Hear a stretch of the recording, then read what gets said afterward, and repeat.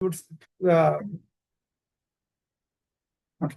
So here you would see the sort of see the slow melting of the ego, rather, like when the soul starts feeling through abhyas that that that everything around is the our mind expands to include everything around us.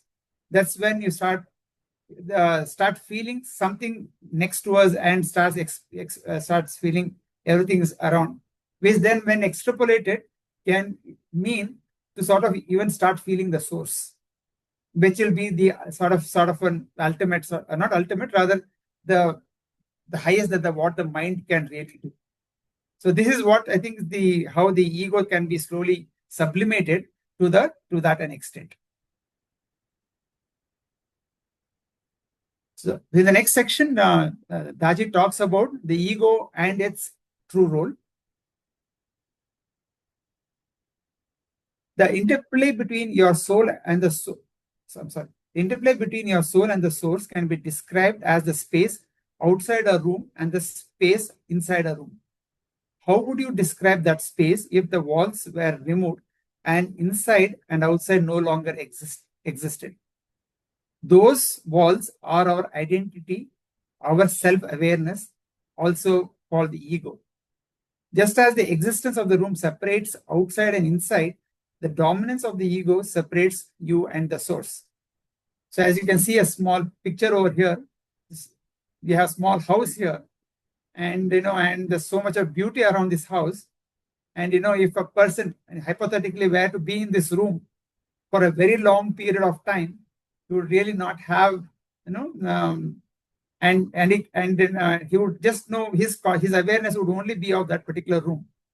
If by chance he comes out, or says the walls break down, you'll probably see what's the beauty around him. I think that's the sort of an analogy I sort of put over here as to what happens to the ego when it is in a confined space, or when it confines itself to a particular controlled space. During meditation, you enter into deeper and deeper levels of samadhi, or the original state, becoming absorbed in its depths. Each time you surface, your consciousness returns with an incremental awareness of your higher self. Over time, your awareness can reach a level of soul consciousness, when only the barest identities of source and the soul remain. This state represents a threshold that can never be crossed as long as the soul retains its ego awareness. When ego awareness is lost, the difference between the source and the individual mind are also resolved. At this most refined state, the ego constitutes your basic identity. In this state, the ego is humility personified. I think from what I see in this particular paragraph is the importance of doing our sadhana properly. Essentially, because during meditation, during our cleaning, that helps us basically to go deeper and deeper into within ourselves, and we are able to touch the inner spaces within us, which can give us that sort of an awareness. And once you start getting that awareness, you start the changes start to happening within us. I think this paragraph is more about, I feel, more about the sadhana aspect that is needed to sort of refine ourselves. But in an unrefined state, the ego wreaks havoc by creating fear, insecurity, anger, and so on. But it's important to recognize that without the ego, we can't even lift a pin. Our willpower comes from the ego. Confidence comes from the ego. The idea of self-improvement comes from the ego. Our sense of self comes from the ego. But for all this good, we allow the ego to blow up and take our lives. That's where it becomes a problem. A dominant ego becomes unreceptive to the mind's inspirations. It's as if the mind shut down from providing any guidance. The powerful discriminatory ability of the intellect remains unused. Thinking becomes biased and unclear. In such a state, where ego has taken over, it assumes the form of arrogance and it decays self-improvement. I just pasted a small picture of the ego spectrum where as you probably see the ego being at the lowest and its highest, the two extreme limits, as it were. So, and you also would see the two sort of yellow lines where you also see the self-esteem and self-importance, where self-esteem, can sort of range from, a very low point to a sort of a point just above the ego, whereas you can also see the range of the self-importance. So if you look at the ego when it's very high, it essentially you see a lot of arrogance over there. And, and if it is very low, it can sort of lead to sort of excessive fear, insecurity, and anger. So what we should probably be looking at is some sort of a balanced state where we essentially look at where we gain confidence of ourselves. And also we are in a position to take feedback from ourselves as well as from the surroundings, which will help in continuous improvement. Well, that's basically the spectrum of the ego which we can sort of make use of.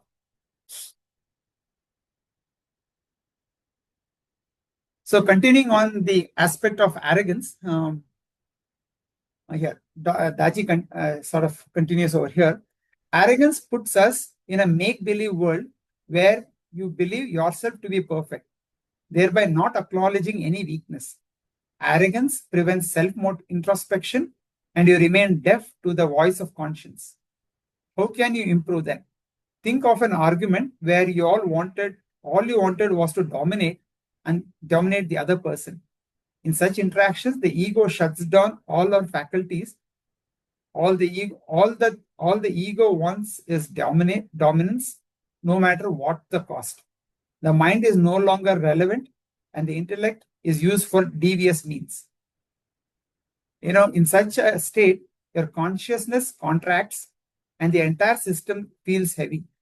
Not to mention the samskara chain reaction triggered across the heart chakras. So again, here I think how we interact with others, right? I think that's where Daji is talking about. I recently had an interaction where with a person who gave a talk on Nyaya, and in Nyaya they basically talk about, and he told me that they had three types of arguments. One is called the Vada, the other is Jalpa, and the other is the Vithanda Vada. So in Vada is basically a very a discussion where both the two parties are open and are understanding of what each other's viewpoint is, and they should typically in the process in a Vada is essentially you have to reflect on the points which the other person is sort of making. That's basically Vada. And and Jalpa is basically sort of a argument where you want to win. That's basically it. And Vithandavada is basically just arguing for arguing's sake. So I think that's if you look at Vada, if you look at the pure form of Vada, is essentially where you're trying to learn at the end of the day, which can be used appropriately. Whereas if you want to sort of do a sort of the other type of arguments like the Vithanda or the Jalpa, you probably are creating some sort of a state, some sort of creating samskara, as it were, to put it bluntly. So, however, if used properly, the ego becomes an alchemist, ingredient in your evolution. After all, it is the ego that entices us to succeed in our work. By competing against others, you fall victim to insecurity and arrogance. But competing with yourself, you avoid those pitfalls and improve. Without the motivation of the ego, we would timidly accept our imperfections and weaknesses and give up the goals of self-improvement entirely. Here, I think was basically the way sort of put in the picture here. So basically, we could probably use the ego in an appropriate way where we basically take up challenges, try to moat off our comfort zone, so that we can learn. Absolutely. Otherwise, if we don't put off your comfort, we can hardly learn, right? So So that's where how we can probably use our ego appropriately.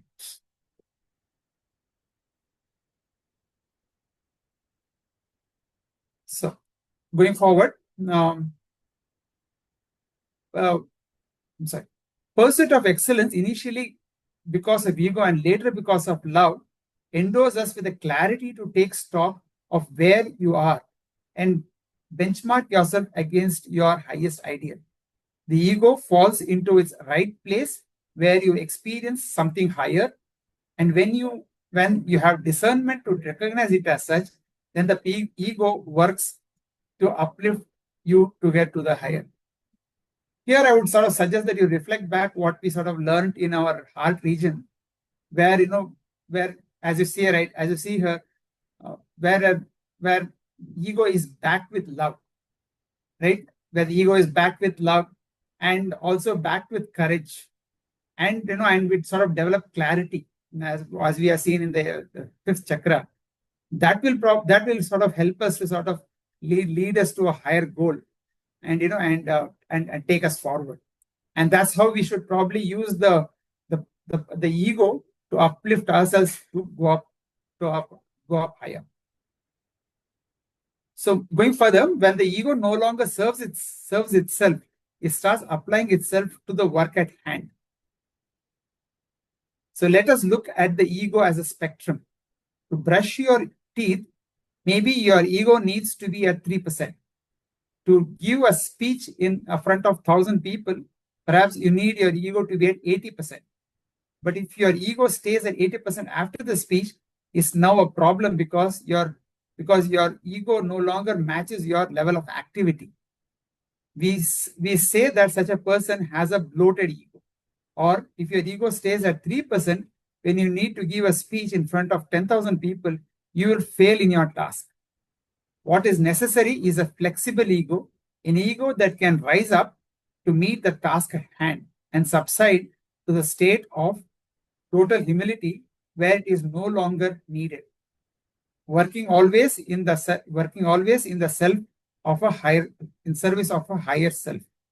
There are 5 words to represent the main shades of ego spectrum: arrogance, pride, confidence, and presence and humility. These words are self-explanatory except for humility. So I just put together, from, if you look at this as a sort of pyramid, probably see from I to V is what I sort of saying here. In this paragraph, which I thought which you would probably notice is the importance of sort of having a sort of a flexibility in our egos, which is I think which is extremely crucial, and and that's something which we have to learn, and fortunately we learn this through spirituality, where our egos starts to becoming flexible based on the need, as Daji mentions, right? Like when you're talking to a kid, let us say, your ego should probably be at probably the lowest, or when you're making a speech where you have to make your point, you're making your point with your ego needs to be at that level. Else delivering a speech itself could become a challenge. So I think the use of the play of the importance of learning to sort of go through these different sort of what you call the volume of ego, as it were, is important.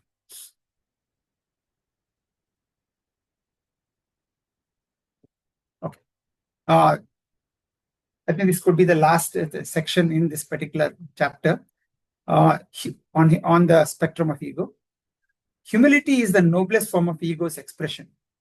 Is a state of total confidence and is sometimes something far greater than oneself. Humility is often confused for servility and lack of confidence, but it is in fact your greatest strength. When you are humble, you acknowledge that you are not the doer, but an instrument that allows a greater power to manifest.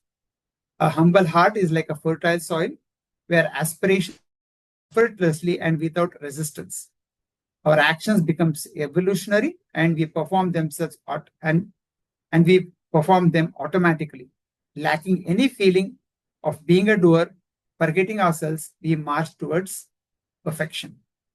Yeah, I think this is another crucial thing as to where sometimes APJ Kalam, I think, used to probably say, I think I know in his Wings of Fire, he calls something as something called the flow, where Kalam says essentially, right, and he gets up, right, he seems that all the work that he was doing, right, it was essentially going through like a flow, like, all the projects, all the people whom he had to meet, because, his focus was on the goal or on the project that he had to was working on.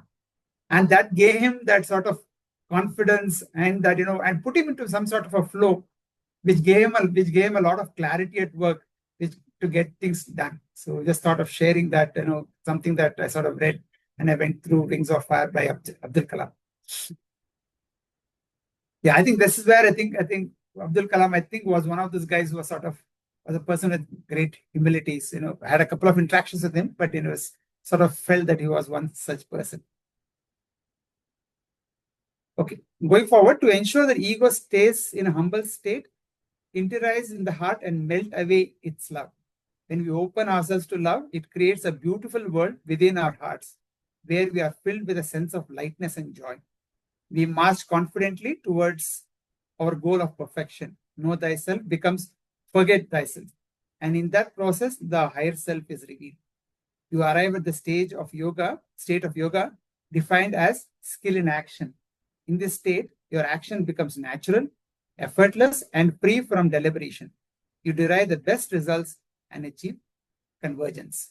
Again, it's just basically the follow-up on the previous stage, where you basically create that flow so that, you are able to make things work effortlessly.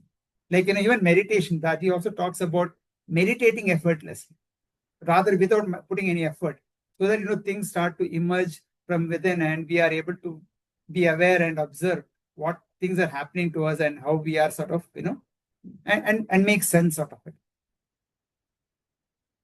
The journey to humility is a steep one. The ego needs something to identify with, and in that process, we hold fast to many things of the labels that we are tagged with. The journey of the mind region is the peeling away of identities that are not real. So we end up with one identity, which is our authentic self. I think here Daji is talking about, about how, how the basically the mind region is quite a steep region for us to work, because there are so many challenges that we would face, which we'll sort of discuss in the future. And, as you say, we are all different.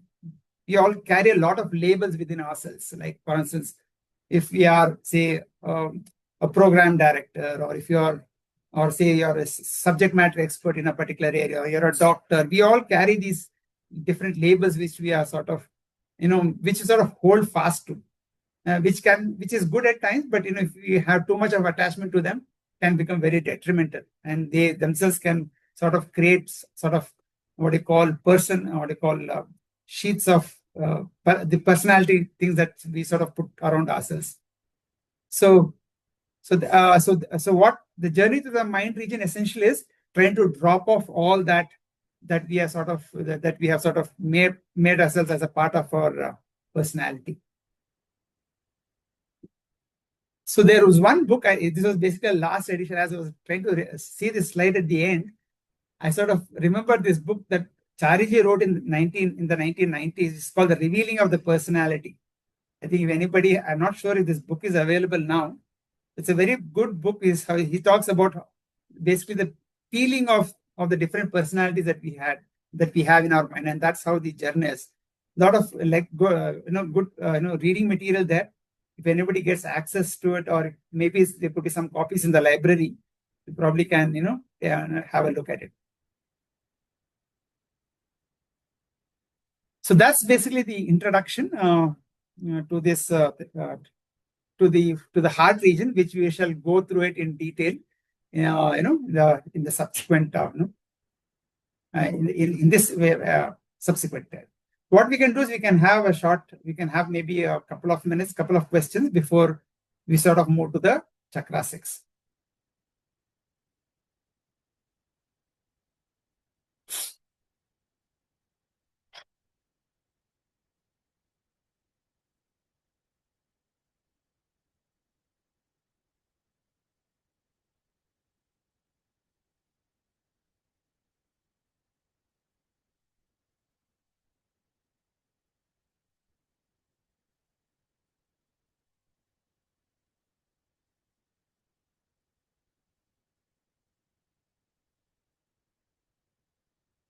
Any questions, clarifications, sir?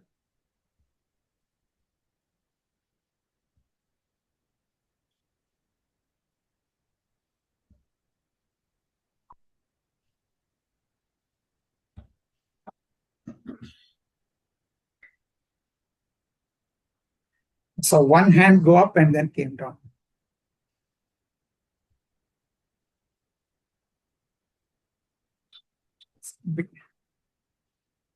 Okay, Anand, go ahead. I'm sure there are questions, so I'll get started with one. I remember this analogy of the tuning fork, right? The resonance. Not the resonance. Okay, sorry. The Raghu brother used to talk about this tuning fork. One is the divine creation, another is a human side, and they both merge at the stem, right? That's where they started from. So in the mind region, when we say the ego becomes refined, so much so that only just that identity remains. Does this mean that we reach that point? Is that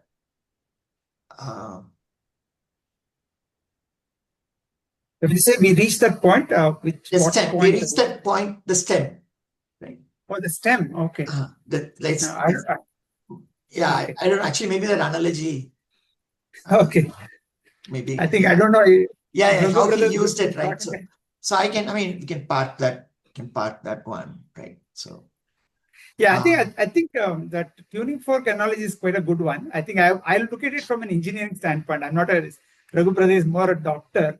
When he said tuning fork, I basically sort of went back to my resonance phenomena, right?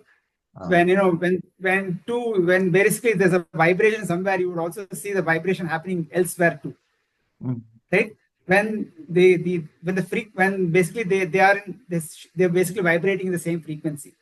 Right? They could be at very, very large distances, right? You see window panes breaking in places where close to the airports, right? When an aircraft lands, you see that's because of the natural frequency, that a particular have when something else is vibrating.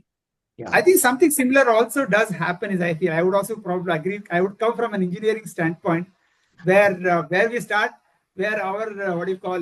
If you look at, I'm not sure many engineers are here. There's something called stiffness and mass, right? And if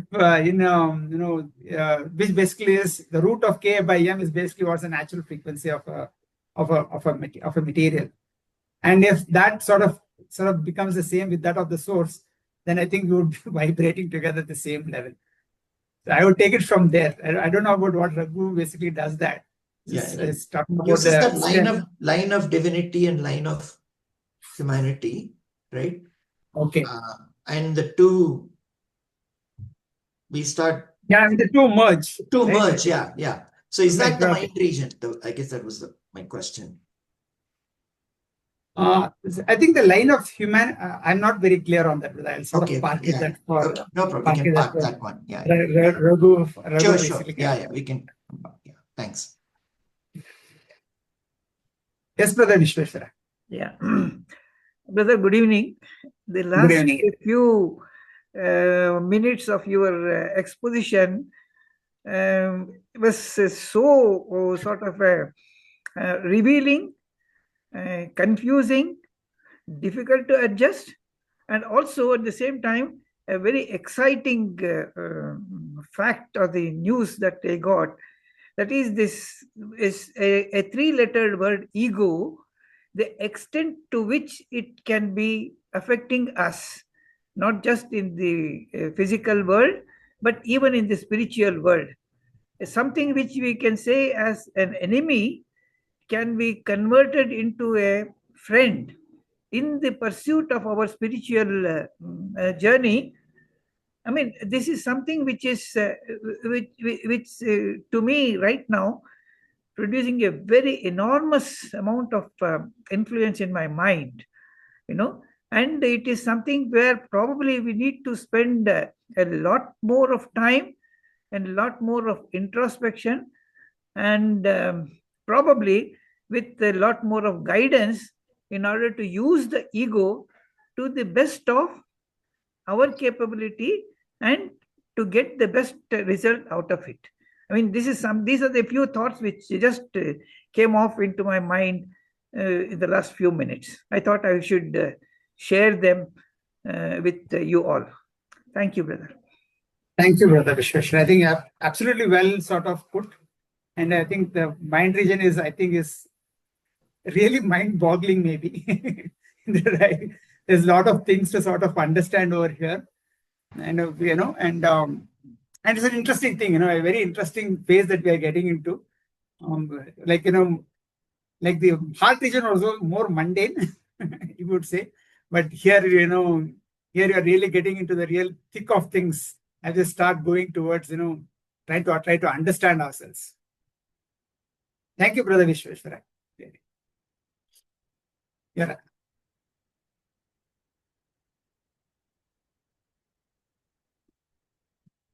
Any other questions?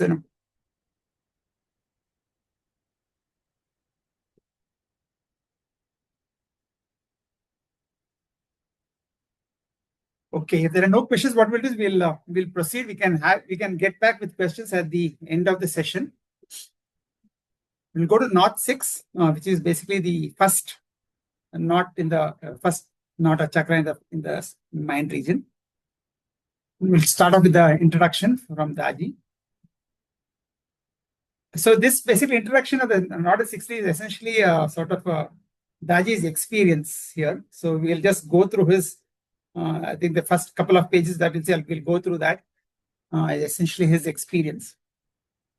In January 1987, I traveled to India to attend the 114th birth anniversary celebrations of Lalaji, the founding teacher of heartfulness. A few nights before my travel, I had a dream in which Babuji appeared before me and gave me a sitting.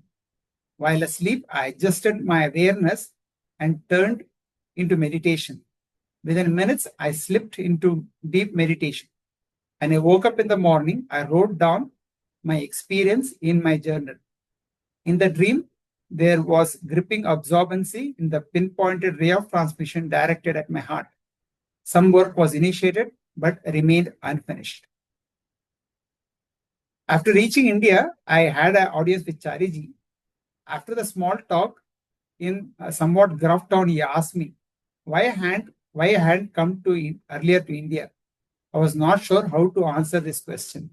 The celebrations were still a few days out. Also, Chariji and I communicated often. If he needed me for some work, he called or sent a fax. Unsure of how to respond, I kept quiet. After some time, I took his leave, still pondering. And the next few days went by blissfully. Thousands of people from all over the world gathered in the coastal town of Mumbai, where the celebrations took place. The meditations during these special events are of a kind. It's as if Mother's Nature envelops the venue with a blanket of special grace. After the celebration, Chariji asked me to travel with him to Bangalore.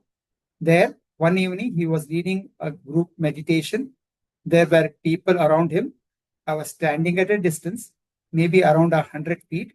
When I saw Chariji, I felt waves of grace engulf me. It was such a vivid feeling that I sat down where I was and started meditating. As soon as I closed my eyes, I felt the waves carry me. The meditation started right where the meditation Babuji in the dream had ended. It was an unmistakable feeling of continuity, and I knew it was a sign of something important. After meditation, Chariji walked straight to me and said, "Come tomorrow, I will give you a sitting." The following morning, a brisk wintry dawn, I meditated with Chariji. As I observed my condition, I realized that I had crossed the 6th chakra, also called the cosmic region, and landed at the 7th. I'm sharing this experience not to celebrate my own progress, but to shed light on the important aspects of Guru's work in heartfulness. The Guru is ever eager to raise the aspirants to the higher level. If there is an inkling of an opportunity, the Guru will use it to push the student onward. Chariji was eager to take up my case and hoping to do so in advance of the celebrations. Have seen many instances over a meal, in an informal conversation, or during a walk, when Chariji would silently elevate individuals, an entire group of people to higher levels. Such work is above and beyond the work of that a guru does in anonymity. When you read the life stories of great teachers, you will find similar examples elsewhere. Buddha blessing everyone with a mere glance. Saint, okay, I'll not try that. Elevating souls through her words of love. Vivekananda granting liberations to a thirsty soul while taking a walk on the beach, and so on. These stories all emphasize the importance of preparing oneself and being ready to receive the gift of inner change. These stories all make the same point. Enter the field of spirituality with grand ambitions. Such come with the thirst to drink the ocean itself. Think big and bold with the heart full of love and proceed on this invention. I think this is the sort of a experience that Daji has sort of shared here on his, during his sort of sadhana, where, as you would see, probably he was, one thing that sort of caught my eye was, his, him being on this sort of a thing all the time. Even at sleep, he was sort of aware of what was going on to him. And I was also discussed this earlier in the earlier sessions, right? Where Chariji used to keep his diary just beneath his bed and make notes, when he was, during midnight also, when he woke up from a sort of a dream. I think that sort of a diligence, and I think probably is pretty much essential, as we sort of go ahead, to sort of do in our spiritual life rather. But this is an introduction that's given in the book. So on the sixth knot, and as you would see in the sixth chakra, here you would see the sixth chakra again, very similar to the first, with a space chakra, a space sort of an element at the 9 o'clock position. At the 3 o'clock position you have fire, and 6 o'clock you have water, and at 9 you have air. And what you would also probably see, there are no directions here. Here in this, as in the mind region, you would see what is called as expansion. We'll talk about expansion in the subsequent slides. Look at the nature of this particular chakra. As I said, it is the earth chakra. The color is mild yellow. As you would see, it was some sort of a darkish yellow in the first. Here it starts getting mild yellow. And the location is between the eyebrows. Here the defining quality is the responsiveness of the heart. And the main feelings are expansion, relief, empathy, and confidence. Similar vibrations in 1 and 11. And the region is essentially we're getting into the Brahmanda Mandal or the cosmic mandal.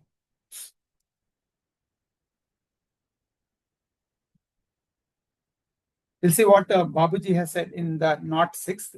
As you go further, as you would see, the amount of content that you would see keeps going less in the further knots, but you would see a good amount of material Babuji has written in the 7th as well as the 8th. I think that's where you see maximum content coming there. In the 6th, I think is not so much, but we'll see what Babuji has written in towards infinity at this particular knot or chakra. Now we move on to the supra material sphere, the Brahmanda Mandal. It is now the 6th knot, where from the supramental sphere begins. It may not be here out of place to mention that one, after passing through the Pinda Pradesh, has stepped into the Brahmanda Mandal, shall not return to this earth for rebirth. This is the only benefit derived from knowledge up to this limit. The form of experiences is now changed, and the effect of matter thins away considerably. Yeah, I think since your earlier sessions also, right, we discussed about liberation, right, quite in detail. in our previous sessions. I think here Babuji also reinforces that once basically we have crossed the Pinda Pradesh, we would not return for Earth is what Babuji is saying. But I think what Daji has sort of clarified is we choose to sort of choose our birth when we would like to or when we would not like to. That is what Daji has provided a clarification earlier on this point here. So from this point, we now proceed either by usual course stated previously, or if available by the help and support of a worthy guide who does not detain him longer than it is absolutely necessary, but helps him on to the next knot after creating him the conditions of the previous points. So here Babuji, what is suggesting is, as you also discussed it earlier, right? That the master basically takes us from the 4th to the 7th, by just not going through the process of merging, but only through identicality, goes through all the stuff, and we are in the 7th, so that the Abhyasi does not feel very much challenged at the 5th and the 6th knots, which are sometimes could be very difficult for a normal human, for a normal Abhyasi to sort of face. Those who proceed independently also get up to it through the usual process of merging and identicality, but the result often is that they are attracted by the charming effect and do not feel like going up towards the next stage. There is sufficient light in this knot, along with a slight tinge of haziness. When we attain identicality, the haziness melts away and the light also remains. This is the distributor of power coming from the above. It also supplies power to the pin or the material sphere. Yeah, here Daji is talking about again the power or these or some of the miracle powers that as we discussed in the previous notes, right? So which can become detrimental or curvatures for our sadhana here. And one other point of thing, which technical point, which is Babuji mentions here, is that is also where is a distribution point where we where the power is distributed to the entire physical body.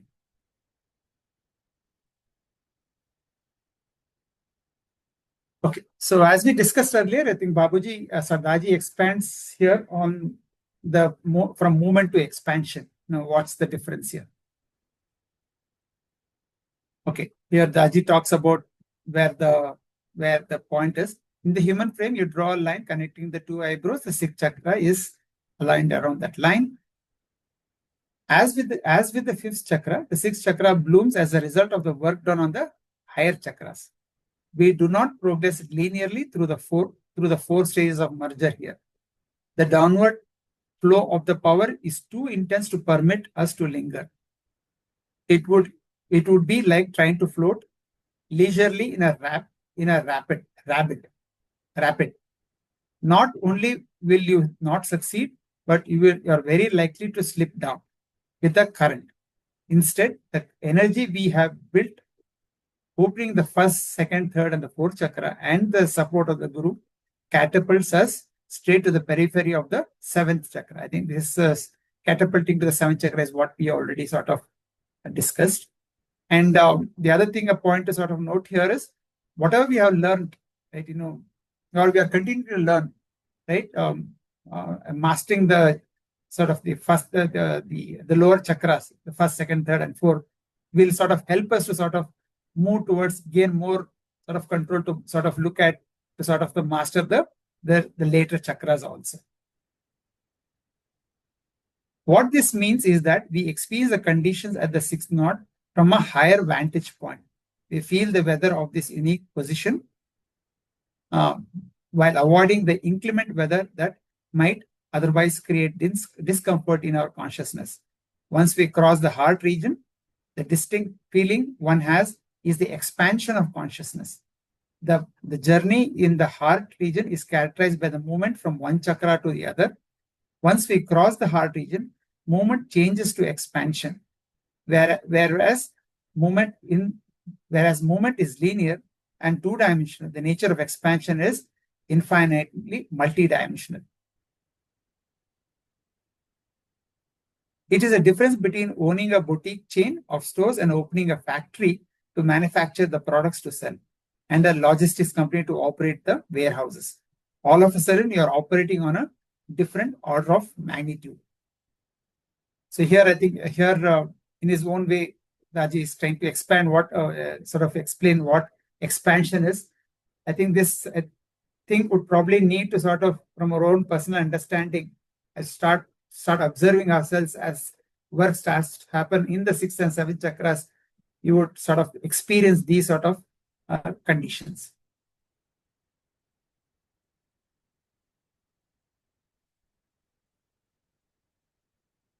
Okay, as you experience, as you journey, these are some of the conditions that is talking about in the 6th chakra.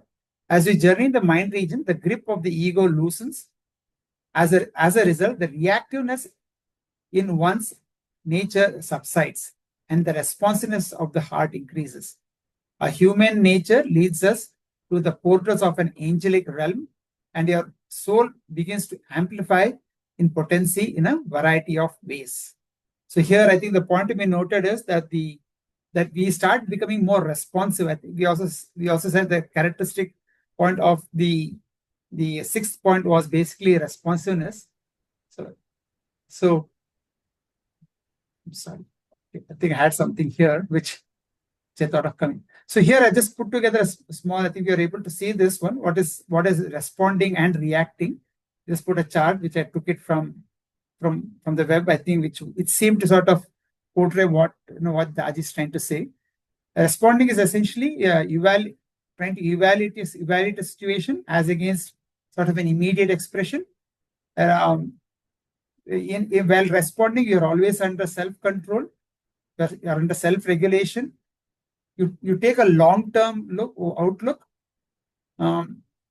Then corresponding, when you're reacting, you're concerned with self-preservation. You seem to be sort of being attacked rather than then something is really happening, which may not be concerning you at all. The emotions sort of take over the situation, and essentially you take a short-term look. It's what is immediately happening. While responding, what you can also do is you can come to a compromise, and also helps to reduce the trigger in the reactions. And in a reactive mode, we generally are one trigger can lead to another trigger, and it could be some sort of a nuclear sort of reaction that can happen, which can be very disastrous by reacting. I think this is what I thought of put together so that just differentiate what is responsiveness and reaction. Okay, so moving forward, so one of the things that how generosity transforms to selflessness is one of the conditions that one could observe here. What distinguishes humane, and divine light? To move from human to humane requires generosity, while to move from humane to angelic necessitates selflessness and sacrifice. Generosity is sharing what you have, while sacrifice is giving even when you don't have. Generosity accepts people as they are, but selflessness dissolves that distinction between people, and we are all one. Yeah, I think this is if you look at from this particular paragraph, I think as we looked at the generosity of the heart in the heart region, where we looked at where we learned to start giving things also, right? And here, as we probably see, is that we also look at how our generosity expands from not just giving, but also how to receive things in a more dignified, more in a more refined manner. And also here, as you would probably see, that this generosity of the heart is not sort of something like that we sort of make an effort. Here, I think it becomes more effortless, is what I sort of observe when some sort of when these sort of conditions sort of emerge in this particular point.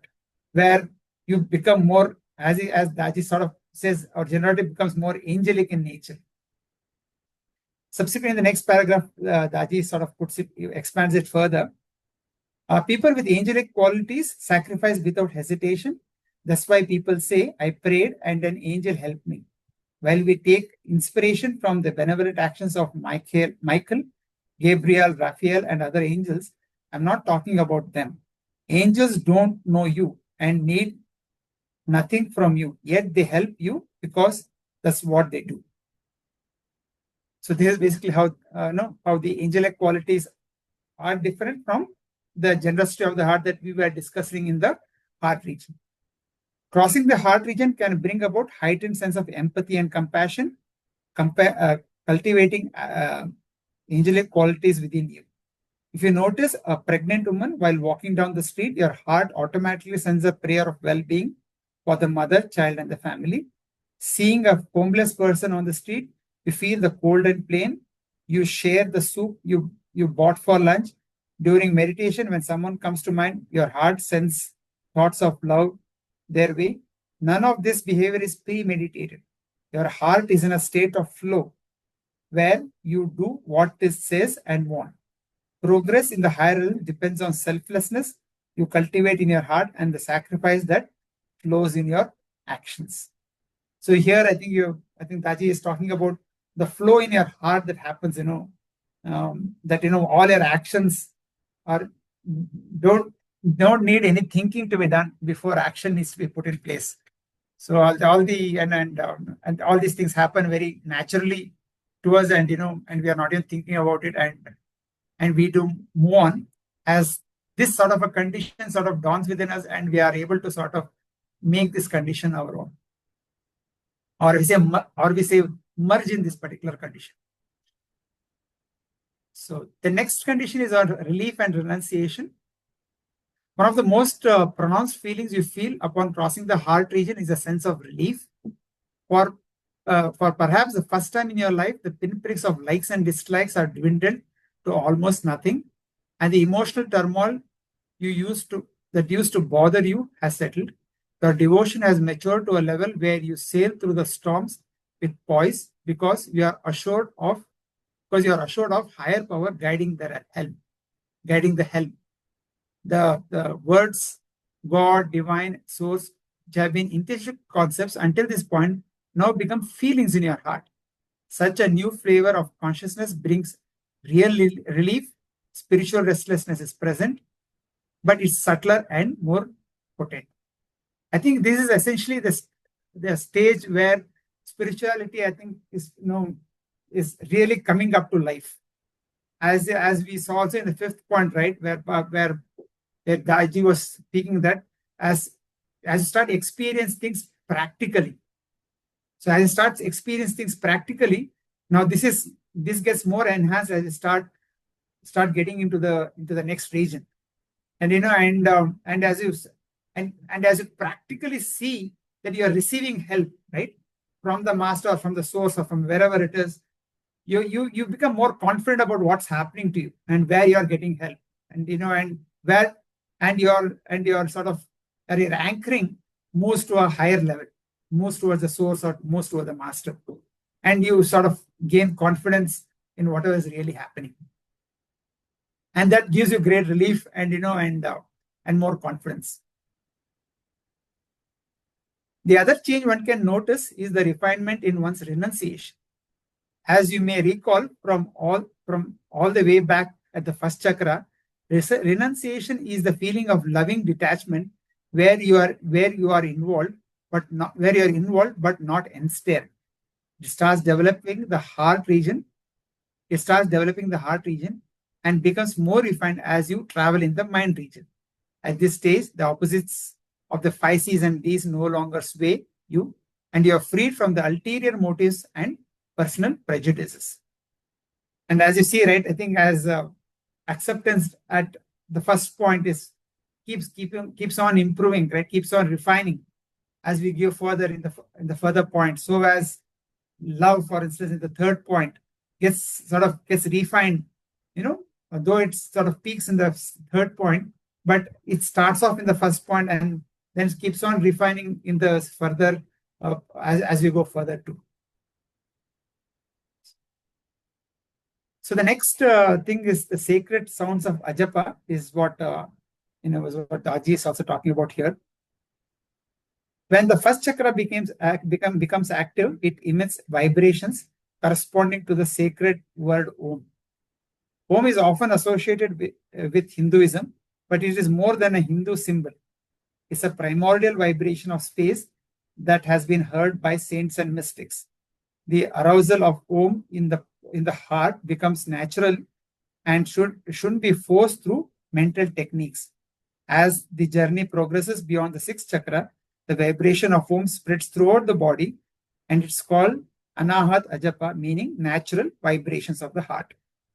This some abhyasis do sort of mention in their sadhana, but not necessarily that it needs to happen is what sort of Babuji and Daji have sort of clarified. So the other one is Daji talks about shadow, darkness, and pressure in the temples. As one approaches the cosmic region, some abhyasis after their meditation may experience sense of shadowy darkness. After meditation, they open their eyes and look at objects. Some say a chair or a vase for a few seconds. They seem they are dark. This hints that one is moving away from materiality towards energy. Furthermore, as one crosses the cosmic region, abhyasis may also experience a gentle and a soothing pressure on the temples, like a comforting touch. So I tried to understand what this sentence was. I tried to discuss with a few others also what this shadowy darkness meant. So, so I think sometimes we do sort of observe even in our meditations, right, where we see some people see yellow colors interspersed with some other darkness behind it, or something like white patches like that.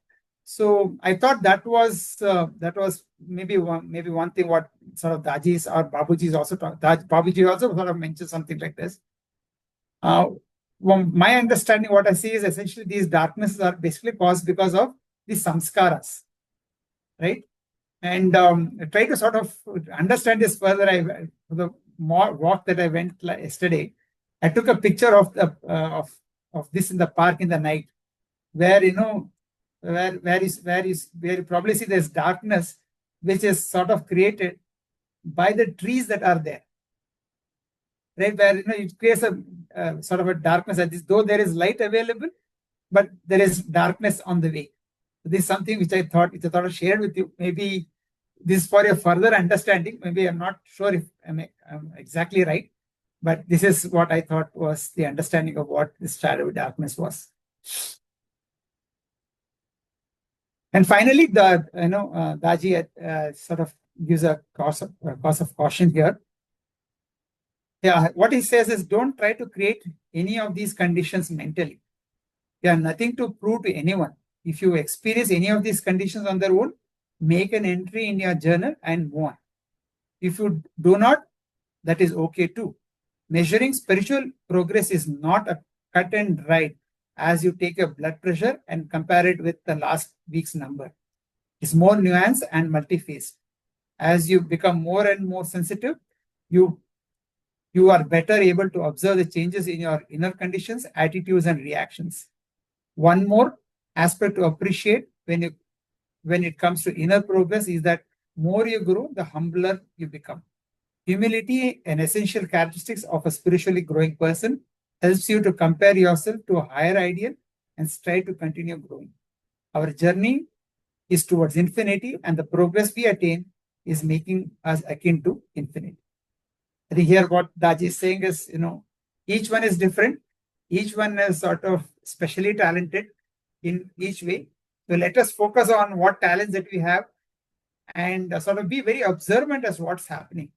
And that's the most important part of being observant, being aware, keeping your awareness. I think that's which is very crucial. And based on that, I think we would probably get our inner guidance. And writing a diary, I think as was mentioned by Babuji as well as Chariji, I think is very crucial part of the sadhana. This was my last slide. I think the next one is essentially a sort of an activity, which we shall probably take around a couple of minutes. The activity is this. After that, we can take some questions.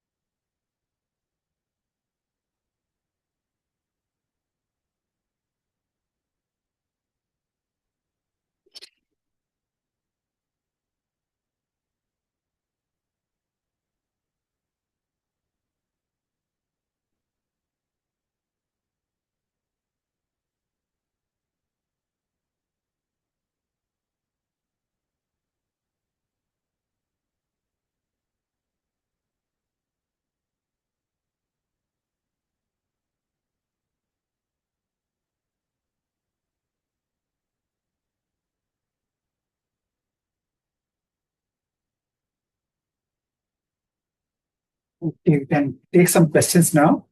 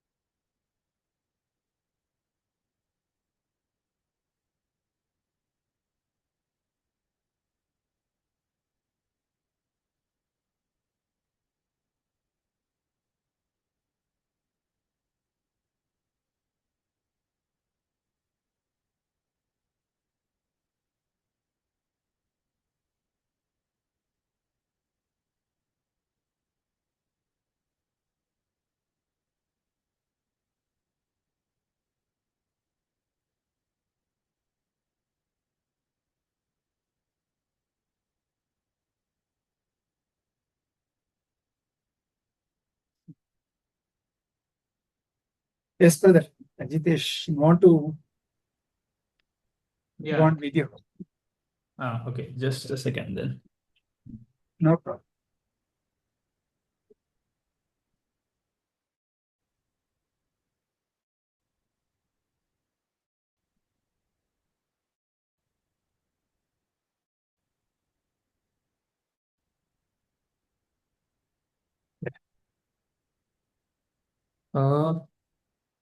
In Towards Infinity, in the second paragraph, Havji writes that with the help of and the support of the guide,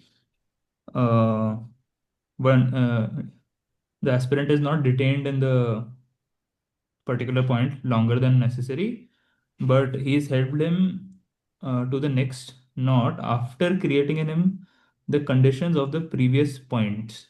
So, what previous points are we talking about here, or is it related to what I think we read in spiritual anatomy about 1, 2, 3, 4, and then directly jumping on to seventh, and then like go? Yes.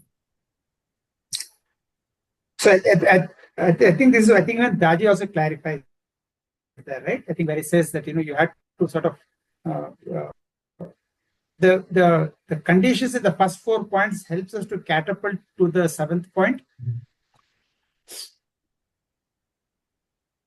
So something similar is what I think Babuji also is mentioning, is what I think. No. Okay, yeah, just because you need to get that momentum also, right? I think to give as we sort of discussed, right? That the yatra, after making some initial sort of growth in each chakra, the master tries to push us to the next chakra. Right? We don't really fully sort of 100% sort of get full masterliness over the chakra. As we keep sort of growing the chakra as we keep going further also. So I think what that sort of Babuji is mentioning here is whatever is needed for the sixth, whatever is needed for the sixth, let's say the sixth chakra, the previous chakras are also sort of worked upon also. That's basically how I sort of understand. Not sure if it was clear, but I think it's like the minimum, like say in your engineering, right? If you are taking up a particular subject, which is an advanced subject, you have to have minimum number of scores, isn't it, of the previous courses, right? Which basically leads up to that sort of a specialized subject, isn't it? I think I could probably relate it that way, is what I feel.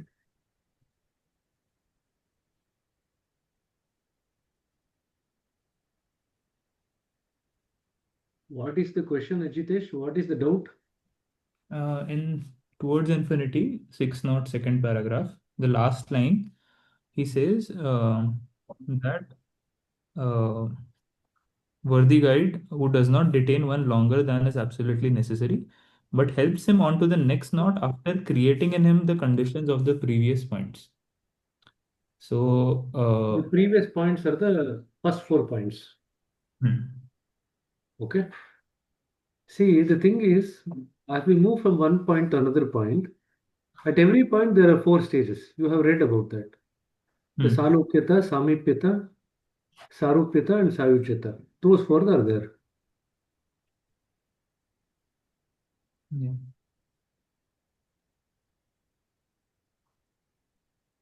You are distracted. It's why stop. I've written it on my wall, so I was just going through. Okay, so those 4 are there. Yeah. What happens in the conditions is when you enter into a chakra and you start moving towards the depth of the particular chakra, you start getting the conditions. Once you get the conditions, you start merging into the condition. Once you merge into the condition, then you develop identicality. Once you develop that identicality, then you go further to the last stage, which is the Sajjata. Now, if we are going to wait for all the 4 stages to come in all the chakras, our journey will be considerably delayed. So what happens is, in every point, a certain amount of conditions are given, not all the conditions, certain amount of conditions are given, which is sufficiently enough to release that amount of energy which you can absorb and utilize for your movement to the next chakra. Now, it doesn't mean to say that the work on that particular chakra will stop. No. The work on that chakra will particularly continue. If this is something like this. Say, for example, the plant is growing. Initially, it has only the stem and some amount of branches. As and when the plant grows further, the energy is now distributed not only to the stem, to the branches, but also to the leaves. Now you take the next stage. Now the plant has now reached a stage where it has to flower. Now the energy is now distributed in such a way, part of the energy also goes to the flower. Now it goes to the next stage where it's kind of about to fruit, and the flower is getting converted into a fruit. Then the energy is distributed in such a way that the fruit can also actually grow. So as and when the plant goes through, now it doesn't mean to say that the energy will stop flowing to the branches or the stem or the leaves. That will continue, whatever is necessary to a certain extent to maintain them. While other parts of the plant also now starts taking shape.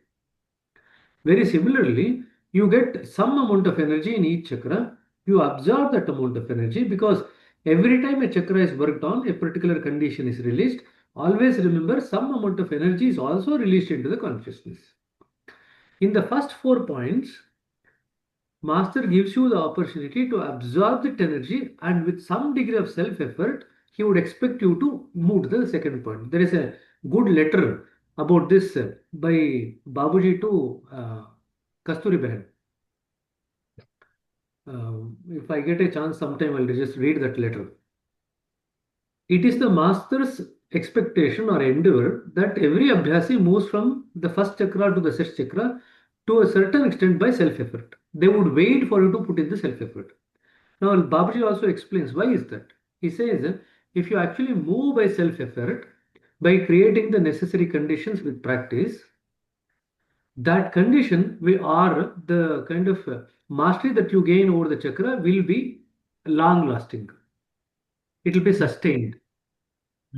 Of course, masters can actually use their power to push you to the next chakra. But what they have seen is that if master's power is used and we are not well versed with the condition of that particular point, we tend to kind of come back again to the lower point. This is what usually happens in the first 4 points. Now, as you move from the from the 4th point onto the 7th point, you are given a taste of the. You are not allowed to stay there for long. You are given a taste of the condition of these things of the 5th and the 6th. Now, there, master's power becomes more important because there is a big chance that you are likely to get stuck in either the 5th or 6th point if you are allowed to stay there because it's very volatile. So, the difference is compared to the first 4 points where they give you opportunity to use your self-effort to kind of move to the next point. In the 5th and the 6th point, more of master's power is used to actually take you to the 7th point. Now, that doesn't mean to say that you don't experience the conditions of the 5th point. What happens is you stay at the 7th point. Under the protection of the 7th point, you actually experience some of the conditions of the 5th and the 6th point. If you do that, the chance of actually falling or going down will be very minimal. This is what the master do. The beauty of the system is where there is a huge risk for the Abhyasi, more of master's power comes to our aid. Where there is less risk for the Abhyasi, masters actually wait for us to put in the self-effort and do. That is what happens. Now, there is some issue here.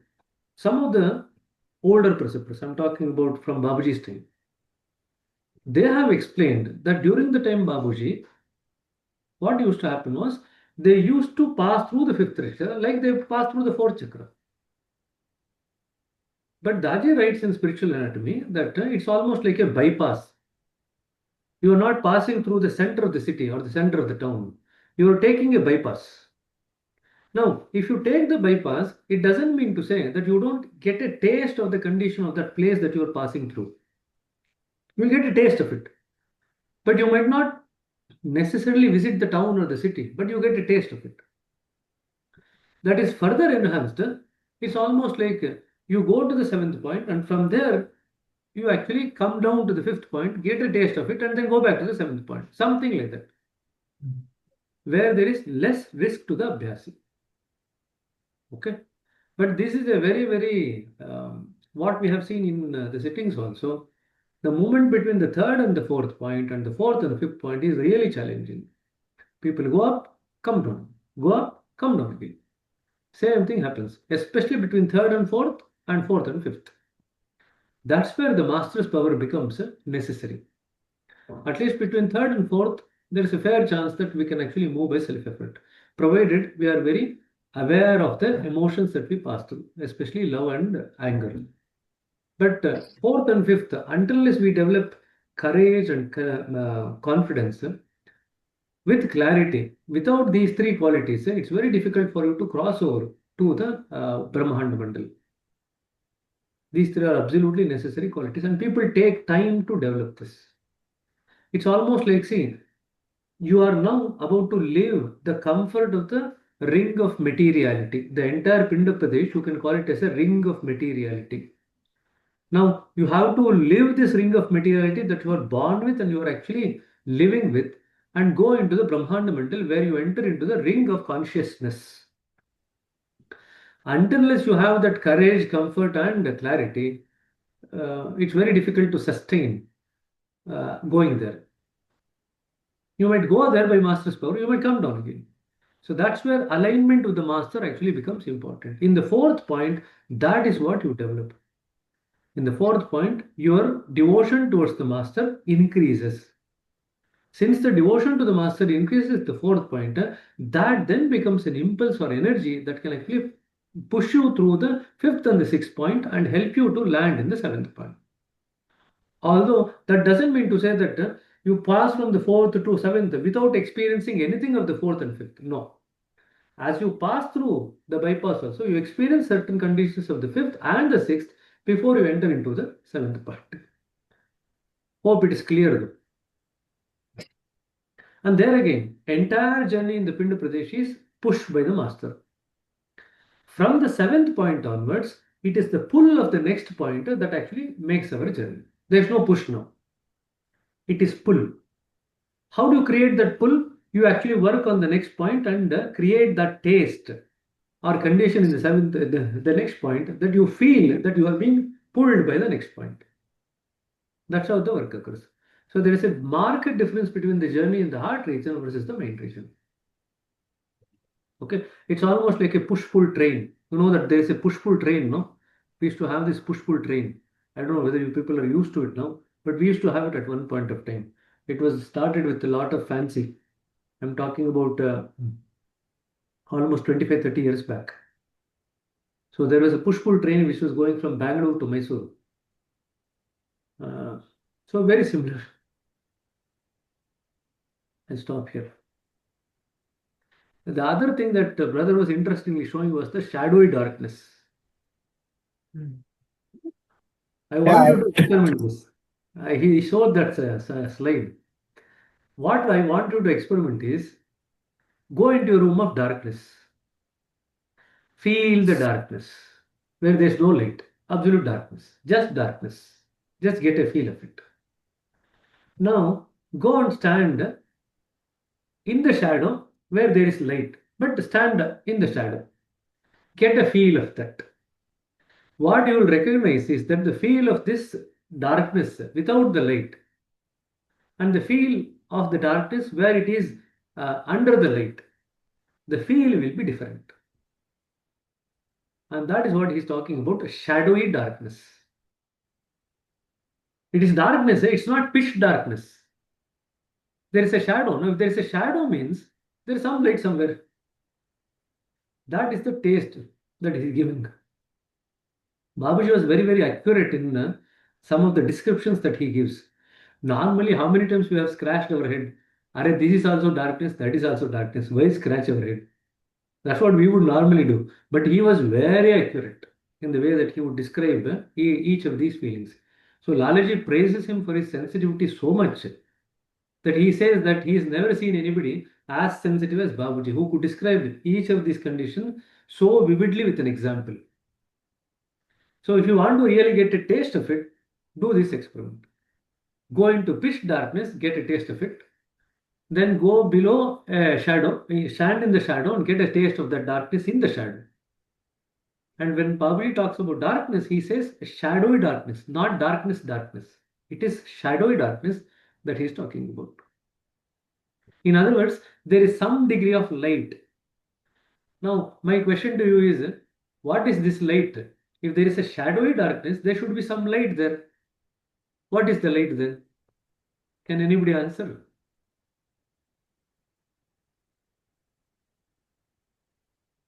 The light in the sixth point, the Correct. bliss. But what is that light belong to? What does that light belong to?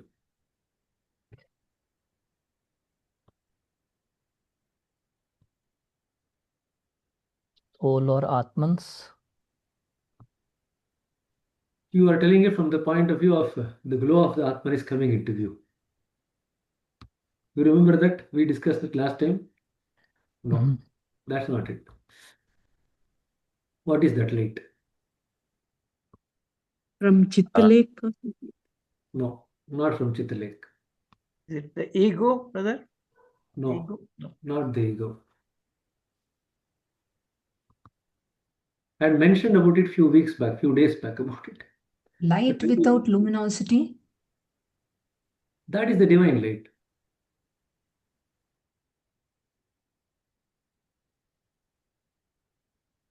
From Sat. Anyway, Babuji has mentioned about it. You remember the word, he used the word Chaitanyata. We had used this word in one of the previous sessions. So the light is coming from Chaitanyata. So if you look at the journey in a different perspective, you have the center. Around the center is the circle of awareness. Around that is the circle of consciousness. And around that is the circle of materiality. So if you want to look at it in a different way, apart these three circles, the first circle, the first five circles belong to the realm of materiality. You can club together to call it as a circle of materiality, the Pinda Pradesh. Then the mind region is entirely about Chaitanyata or consciousness. Then in the end, when you enter into the central region, that's the region of awareness, the circle of awareness. Now, you look at it from this perspective. Now you will realize the importance of awareness. What is the one tool that is going to help you to cross over the circle of materiality and consciousness?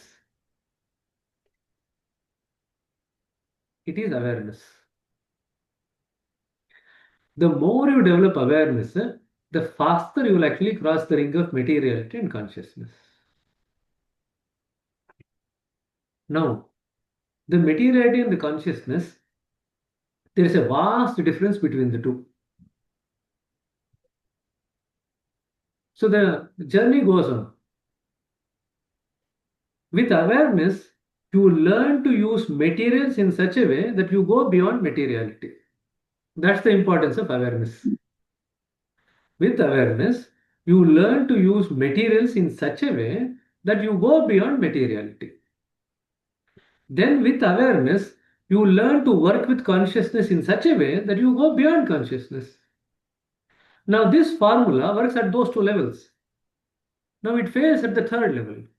At the third level, it is a circle of awareness. How can I use awareness itself to go over awareness? There, the help of the master becomes necessary, absolutely necessary as far as the journey of the central region is concerned. Because we cannot use the tool of the awareness that we had used in the circle of materiality and consciousness. Now, when you cross over the level of awareness, that third circle of awareness, which is the shortest circle, is a very quick journey there. When you cross over that, then you enter into the realm of unawareness, which is the realm of reality. Babaji writes about it in, see, the issue with the CWRC is that Babaji has described so many things in so many different places in different contexts. Trying to put all these things together in such a way that you can actually make a cohesive kind of a picture of it is the challenge that you people face. We are pretty much sure that over a period of time, you will be able to develop that cohesiveness. Then everything becomes so easy. Okay.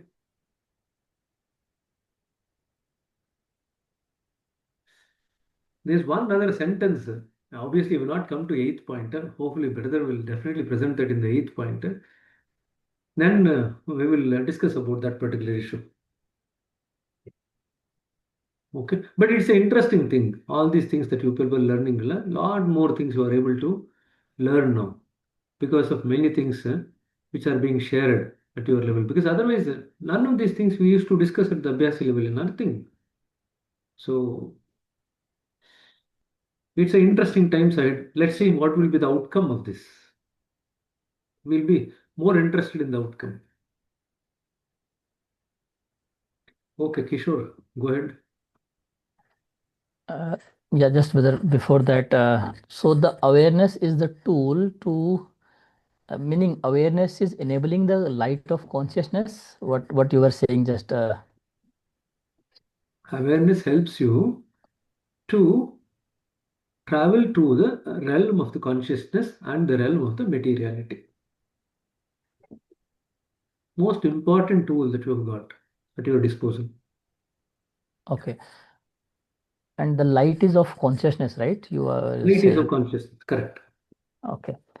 My question was like, as we cross the Pind Pradesh, we cross the dualities, right? So likes and dislikes are now fairly crossed over. So um, is it that like our interest into our temptations or in the worldly things will reduce as an outcome of this, or is it due to our natural progression, like we get less interest in the worldly things, worldly affairs, and somewhere we are inclined more towards the higher things, or so what is it due to our natural progression, or because the my or we are now in mind vision, or the Pind Pradesh is over? So is there a correlation or any relation there?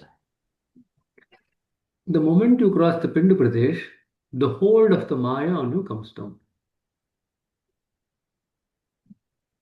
That's the most important thing, that you escape. After you finished the 5th point journey, the hold of the Maya comes down. Very simple thing. If I were to give you the same example, I'll just give you the one simple example. An alcohol person is walking through a street full of alcohol shops. A person who is in the realm of Maya will be naturally drawn, even without their awareness, to any of the alcohol shops.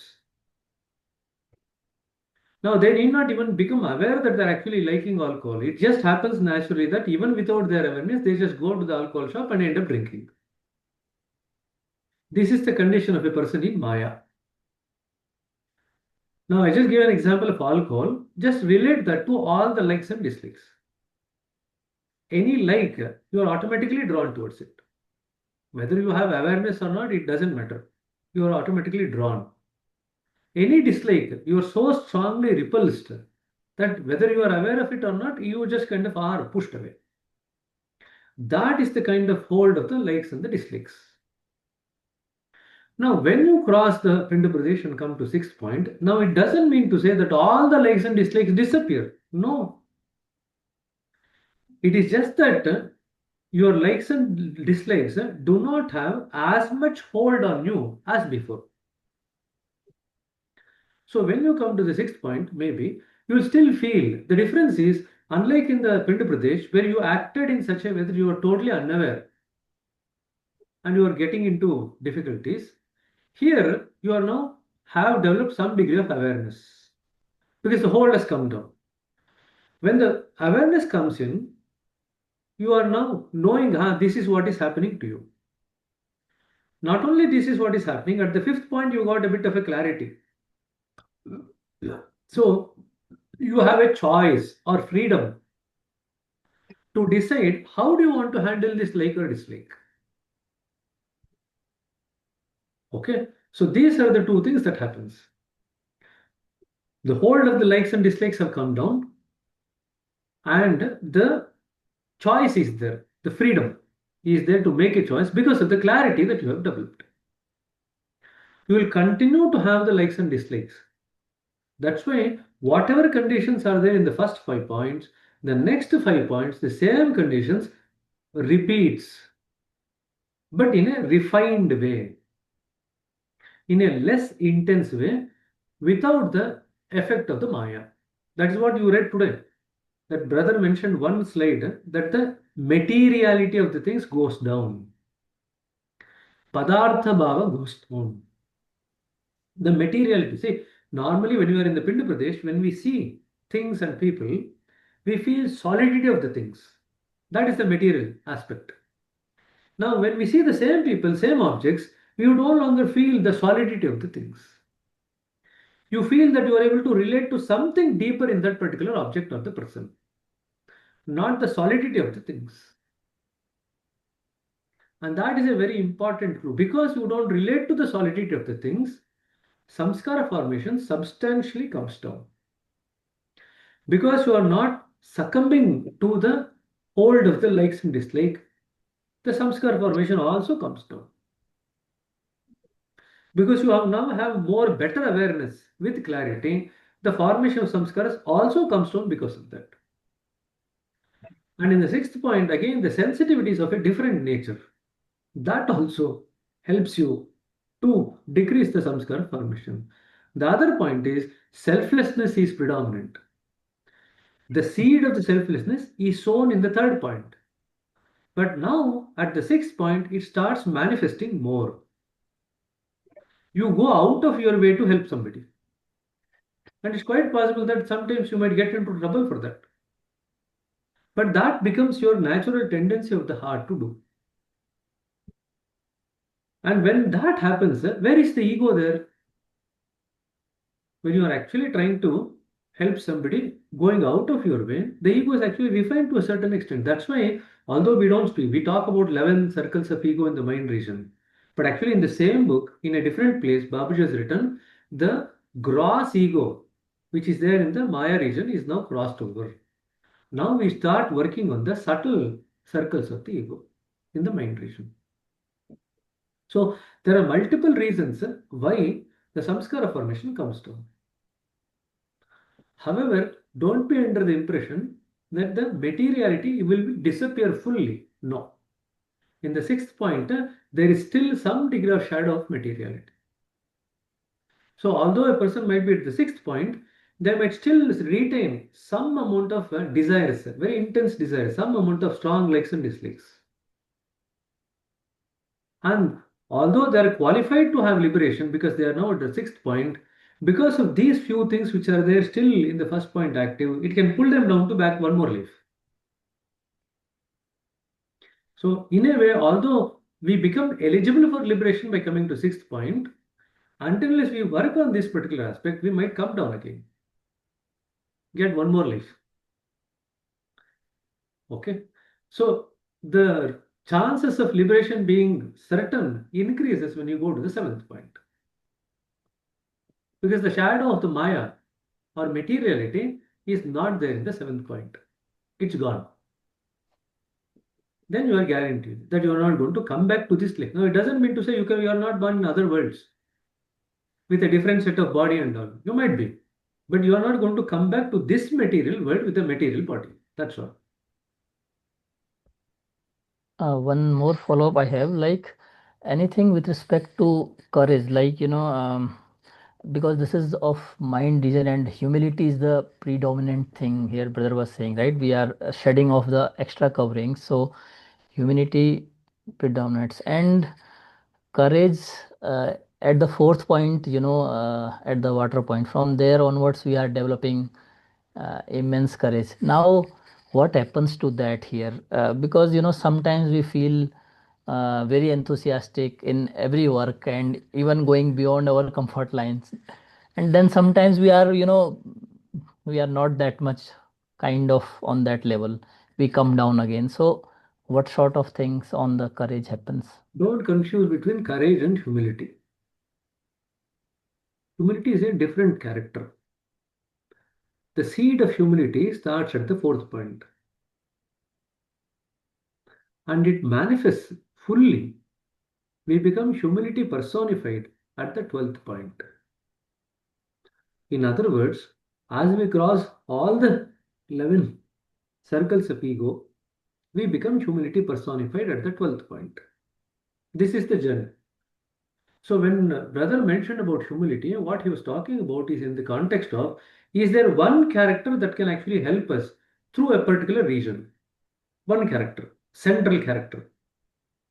In the heart region, it is the generosity that actually helps us to move across the heart region in a fast way.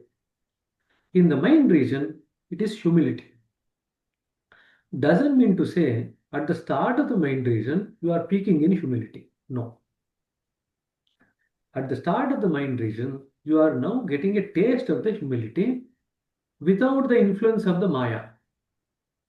Now, I said the seed of humility is in the fourth point. However, that seed is experienced through the Maya covering. So you don't have clarity on that. But as and when you pass through the fifth point and come to sixth, you now for the first time experience humility without the covering of the Maya.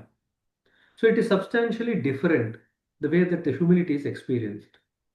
But this humility goes on growing as we shed more coverings of the ego, the circles of the ego. As we cross more circles of the ego, humility becomes more and more to such an extent that even at the eighth and ninth point, we feel that we are an insignificant creature in this entire universe. We are virtually nothing actually.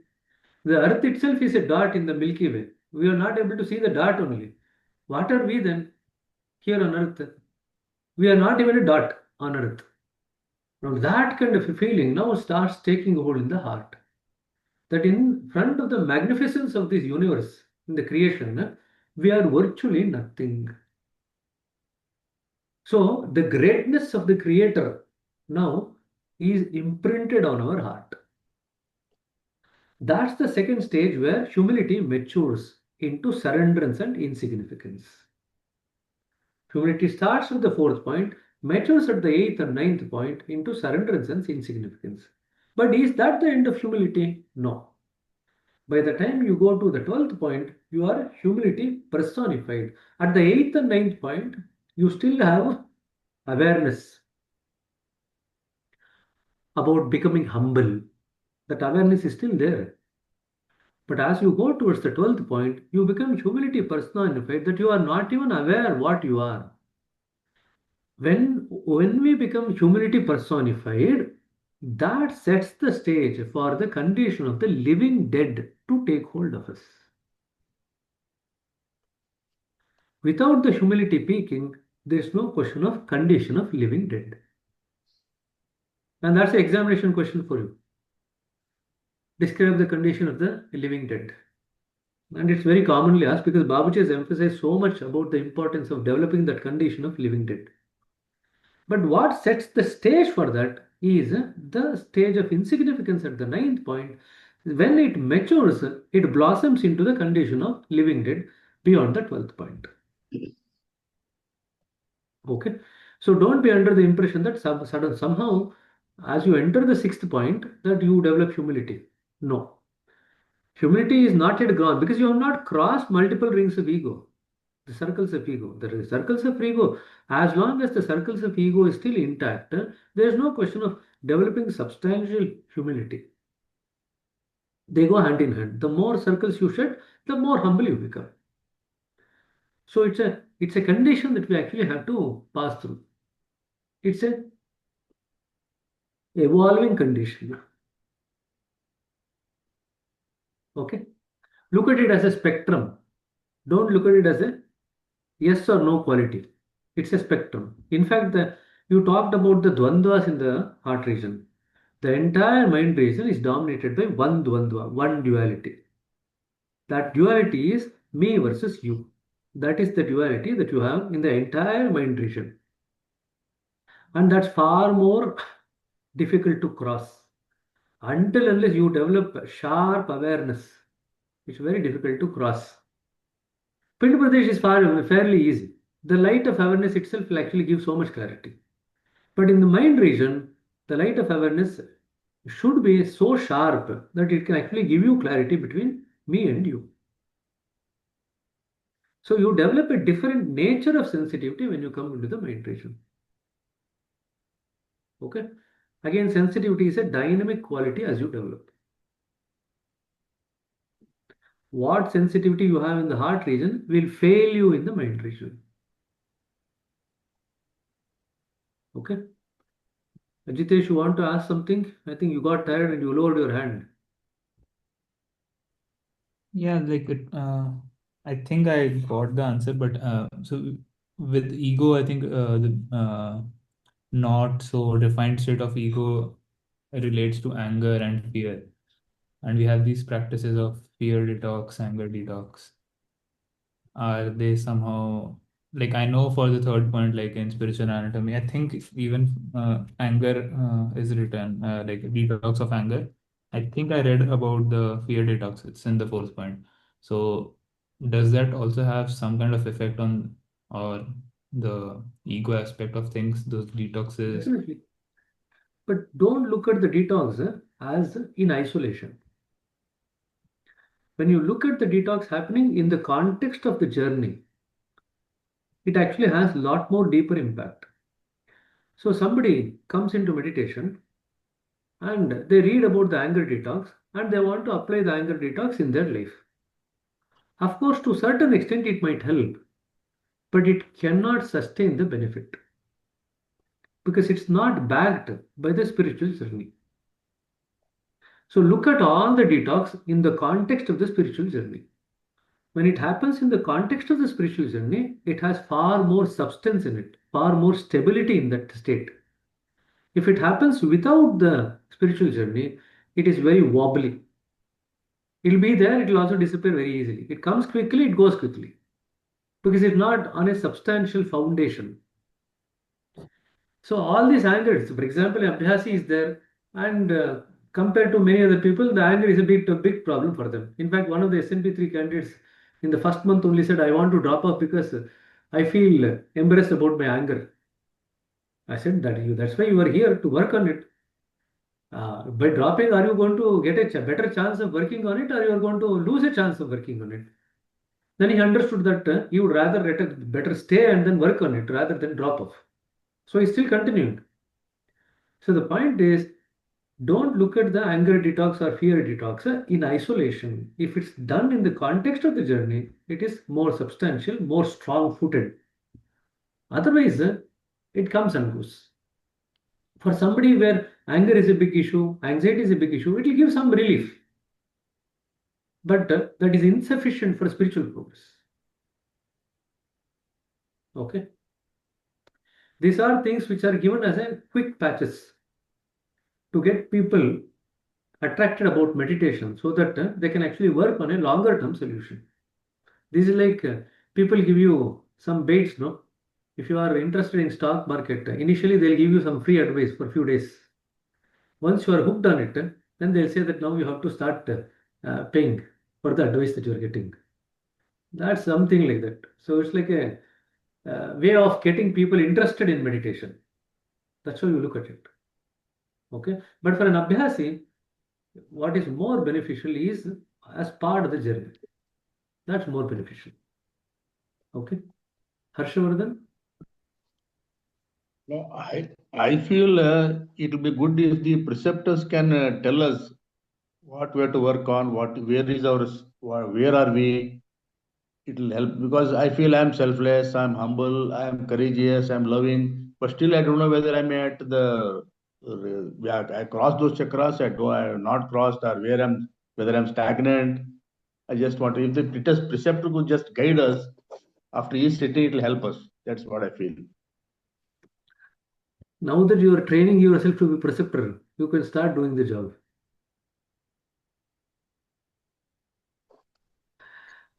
See,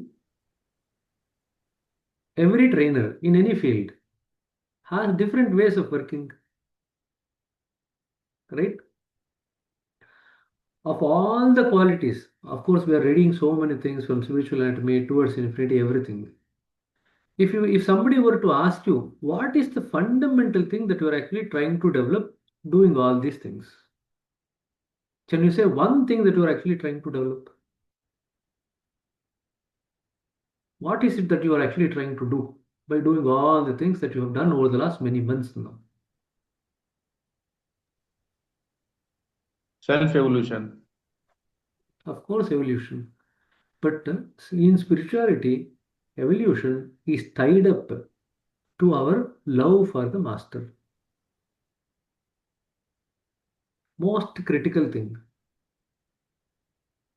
If day by day our love for the master, our remembrance of the master, and our dependency on the master is increasing in your heart, be for sure that you are spiritually progressing, irrespective of the other conditions or states that you might pass through.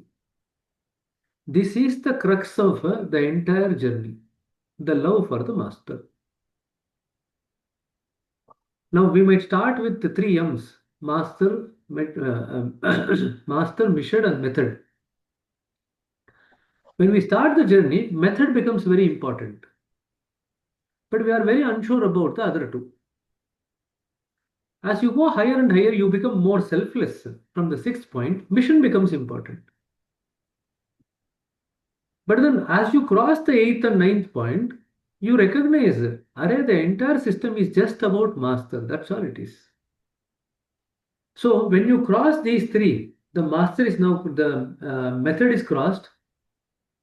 Because now, once you develop heart, love for the master in the heart, how does it matter in terms of how to do the method? Whatever method you do, it will happen automatically because it's the love manifesting. Secondly, once you do that and you start taking the mission as your mission, not somebody else's, you are not working for the master, you are working because this is your mission. When that attitude or approach comes, you have crossed the second M. So the method is crossed, the mission is crossed. Now all that remains for the rest of your journey is only the master. Now when we say in the mind region, it is the journey is between I and you. I is you, and the you there is the master. If you develop that quality of dependency on the master and the surrender to the master, and that becomes the central theme of your interaction in spirituality, then you can be for sure that you have evolved. All these things are technical things. Of course, these are necessary in their own right, important in their own right. But if somebody doesn't have sensitivity to look at all these things, what is the one thing that they can do? They can, of course, look at two things. One is their love for the master developing as they progress in spirituality, as they stay in spirituality. Second is the love for the mission growing. Are they becoming more selfless? When these two things are happening, be for sure that you are actually progressing. Okay, there are in fact in CWRC only Babuji has given n number of things to work out. Yes, we are spiritually progressing, but it's kind of distributed all over the book. So you people don't actually list it out at one place. So one of the things that you can do as you study this time around is actually just look at what are all the things that Babuji has given as an indication of your spiritual progress. List it out in one place. Then observe yourself. Now, many times, we had some abhyasis when we explain some conditions, no? They say, oh, this condition is now coming in me also. 3 levels you have to look for evidence. One, can you honestly feel the condition? Number 2, can the perceptors actually vow for it through their observations? Some people might be able to, some people might not be able to, but there will be people who will be able to vow for it. And thirdly, is it actually manifesting in such a way that people around you are also experiencing that condition? When all the three are met, be for sure that you have got that particular condition, or the work on that particular chakra is over. Now you have moved to the next point. These are the 3 levels. Okay. There are multiple ways of looking at it. Do this exercise. Anyway, you are studying for the exams. You will have to read the CWRC. I'm telling you, in the volume 1 only, Babuji has written various signs to indicate spiritual progress. Go on putting it in one place, the signs of spiritual progress. And then you will be amazed to see. And then apply it and see what is happening within you. When you read this book in the context of just learning theory, that's of no use. When you read this book in the context of making your practice intense, developing awareness and self-reflection, then this book can actually do wonders for you. That is the perspective with which you should approach this book, from a practical perspective, not from a theory perspective. Of course, they'll ask some theory in the exam, but that's not what. If you learn it from the practical perspective, you will not forget only. Then you will just pass the exams in flying colors. It's very easy then. Okay? Okay. Karthik,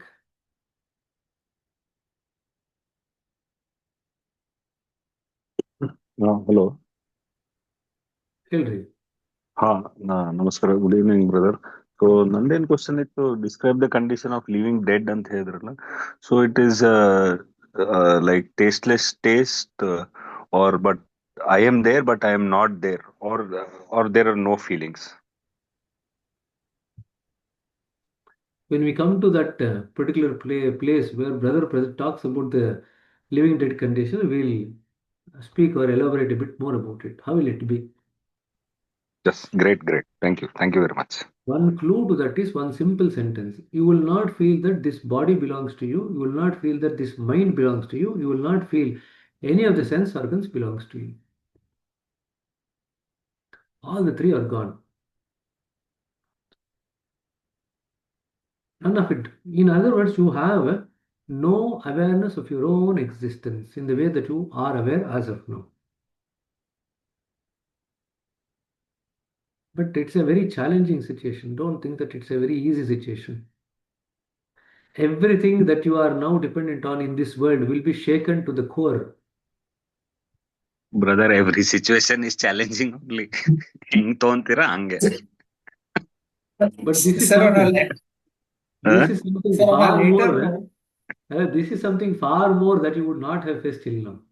Whatever you have faced now is just like a baby thing. This is something more substantial. No, brother, Raghuvanna ಹೆಂಗಿದೆ, the whole this thing now is not about 1 to point 12 or anything. The whole goal is mergence, point 13, and move on from behind. So move on from there. The first point itself in spirituality is mergence. The second, only two exist. The second is to move on from mergence. So whatever comes, let it come. Good. Thank you.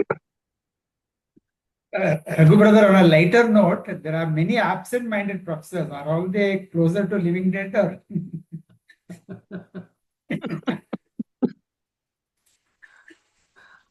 Absent-mindedness does not make you closer to living dead. That's a totally different state altogether. Absent-mindedness. You will become totally, what do you say, unaware of this world. Nothing in this world will touch you. Ramakrishna Paramahamsa is once walking. You know, they used to do this festival, the Kali festival, during Navaratri. And sometimes Ramakrishna Paramahamsa used to be invited to some of the disciples' homes during the Kali festival, the Navaratri, Durga Puja. You know, it is a very big festival in Bengal. At one point of time, a particular thing happens that the cloth that Ramakrishna Paramahamsa is wearing falls down. And Ramakrishna Paramahamsa says that nowadays he is not even aware of the cloth, whether he is wearing anything or not. Okay. Total lack of awareness of the physical existence. And it has to then go towards the mental existence and then the soul existence. So living dead is a condition where you cross the body consciousness, mind consciousness, and the soul consciousness. When all the three are crossed, then you have nothing to do with your soul. Can you imagine? Somebody will not be Kishore. Whatever is associated with Kishore, you don't recognize with it. You don't identify with it. That is the how many people are actually ready to do that? People will write their People. people will write their property to others. Sir. Kishore will give me all his property. So you don't recognize it. No, for him to write the property, first he should recognize that it is property. So that remembrance itself or recognition itself is not there. What will he write about? So it's a state very difficult to get. Very, very few people are given those states. The Parshada state is at the 10th point. Between the 10th and 11th, there is the Sahasradal Kamal. In the center of the Sahasradal Kamal is the Parshada state. Then at the 13th point, just next to the 13th point is the Mahaparshada state. In those two states, you will be in. As you enter into the living dead condition, that would be the state, the Mahaparshada state. Of course, Mahaparshada is like a position, like a MLA becoming minister. Mahaparshada is a state that is given as a responsibility for certain souls. Not every soul that gets into the 13th region will become a Mahaparshada. Only one soul can be in existence as Mahaparshada at any point of time. There cannot be many Mahaparshadas, only one at a time. So, Lalaji was a Mahaparshada, Babuji was a Mahaparshada, Chariji was a Mahaparshada during their times. So, but anyway, interesting. We will discuss about it more when we come to the 12th and 13th point. Okay, Kishore, go ahead. So, brother, in the previous question, you were answering love for the master, right? So, sometimes we feel like, this craving or the separation kind of feeling. Sometimes it is related, or we get emotional, or the emotion of master. Sometimes that also come, but sometimes that is not, master is not prominently present into that. Like, if some bhajan or something, you feel connected to something, some higher thing, but not exactly so to say master. So are they separate thing or the same, or like it has to be intentionally of the master we have to remember like that or something? This is something that has to come naturally as you progress. They were asking about sign of progress. I said this is one of the sign of progress. That the connection with the master without any emotionality. There's no emotionality there. When you add emotions, it becomes a very gross thing. No, there's no emotions at all. It is a very subtle connection between heart to heart. It can be easily felt and it can be strengthened, it can be worked on. And it should not be artificially imposed in your mind. Oh, this is what I have been told, I should try to develop this. No. You allow things to, you do the sadhana. As you do the sadhana, this thing will now become more and more visible, palpable, feelable. And then you see that as and when you progress further, this thing becomes one which was kind of coming and going in different contexts, in different situations, on and off, now becomes something that is palpable all the time. It's there. Now, sometimes it might come to the awareness, sometimes it might go down into the subconscious, but you are still able to maintain that link with the master. That is what happens. Can we feel that? That is what we need to work on. If you can feel that, not artificially imposing, because if you artificially impose, how long will you impose on yourself? You will start feeling heavy after some period of time. You'll start getting headaches. That's all that will happen. It should be such light feeling kind of a link between the master's heart and the abhyasi's heart that it can be felt all the time. Initially, it will be felt very, very vaguely. You don't feel it very clearly. But gradually, the degree of vagueness disappears. As and when the vagueness disappears gradually, it becomes more clearer for you. Then, once it becomes clearer, then all that you have to do is strengthen that connection. So you will not do anything that is going to make this connection weak. That becomes the crux. You don't want to do any activity that is going to cause any displeasure to the master. because you are valuing that link. The other thing that happens is when this link with the master is now strengthened, it is now continuously felt. Whatever is there in the master will start flowing to your heart. Now, with the help of the awareness that we spoke about earlier on, you start grasping subtle spiritual truth which you were not able to grasp before. It becomes very clear and vivid for you. Why certain things are done in a certain way? Why certain things are done at certain times? Why certain things are done in certain places? Everything becomes very vivid and clear to you. Now, that clarity comes because of the flow that is coming from the master. The spiritual waves that flow from the master now starts flowing to you because you have that connection established. You start feeling those waves. When you start feeling those waves, you will have periods when you feel intensely devotional, not in a very emotional way, but you feel so intensely emotional that you just feel like crying because you don't feel that separation, you don't want that separation to stay. Now, doesn't mean to say that you will lock your house and then leave the family and go and stay in Karna and say that I'm not going to come back from Karna. That is not what is going to happen. Even if that happens, that is not a subtle manifestation of that love for the master. This love is something which can be felt all the minute. You cannot be separated from it. And if somebody were to say, I will separate this condition and you, then you will say, death is better than separating this condition. That is the kind of love that you develop. It's a very, very subtle. The more subtle the link, the stronger the bond is. Because it's very powerful. And then, after the spiritual waves, you start, as and when the heart becomes even more intensely crying for the master, you start attracting the grace from the master. And you know that if you attract one grace, it's equivalent to more than 1,000 transmissions.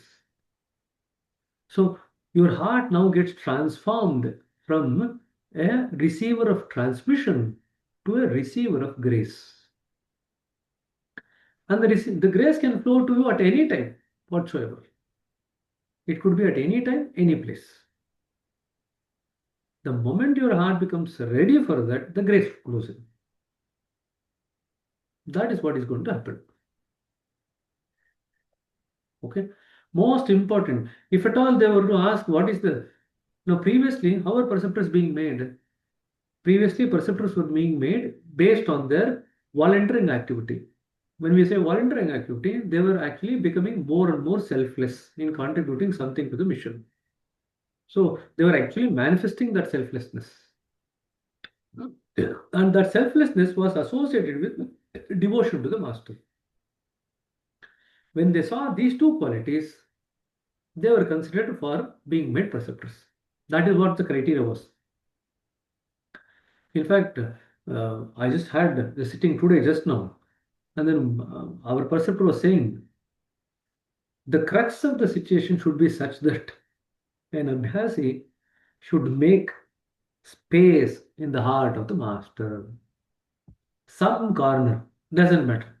Some corner of the heart of the master, an abhyasi should make their space there. If an abhyasi becomes successful to make a space in the heart of the master for themselves, then their journey is more or less over. Then master is bound to take responsibility for it. Till that time, it is our job to make space in the heart of the master. Okay. And one small thing, you are saying to cross-check with our preceptors. So are we supposed to discuss our condition with our CTs, like where we are or such things like that? If they were to say anything, take note of it. You don't need to ask. Okay. Thank you. Even in answer to that,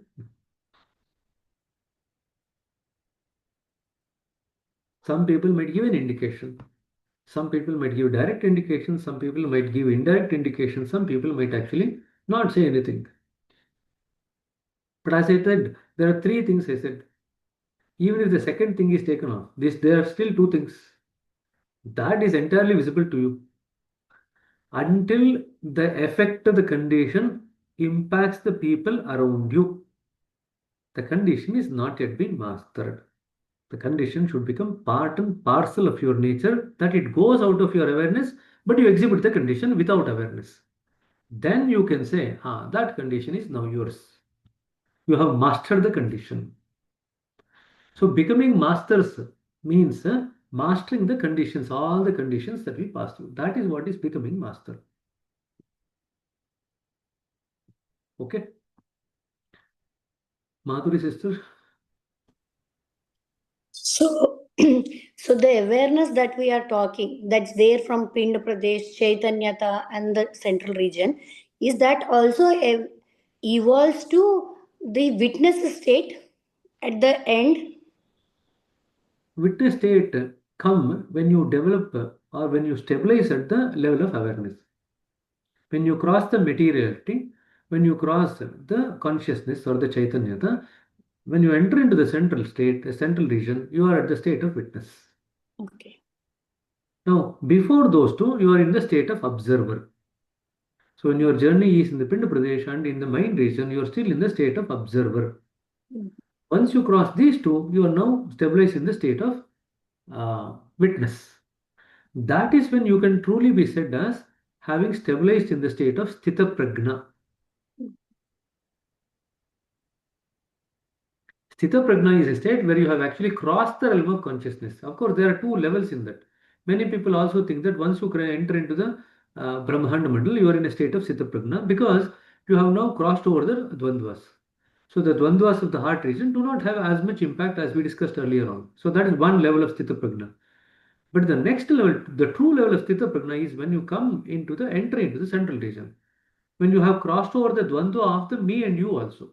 So all Dvandvas are gone now.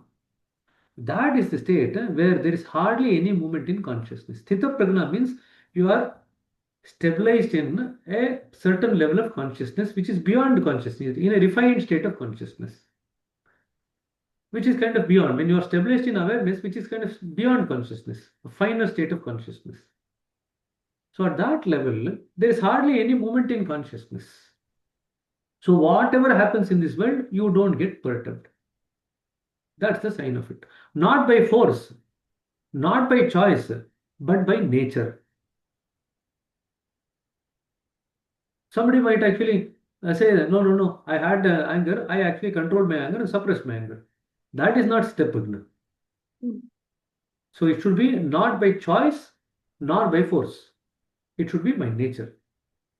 Then you can say that that person is established in a state of Sthita Prajna. Okay? Yeah, brother, just to clarify, this state and condition which Daji talks about, that is what is can be state as Sthita Prajna, the state as Sthiti and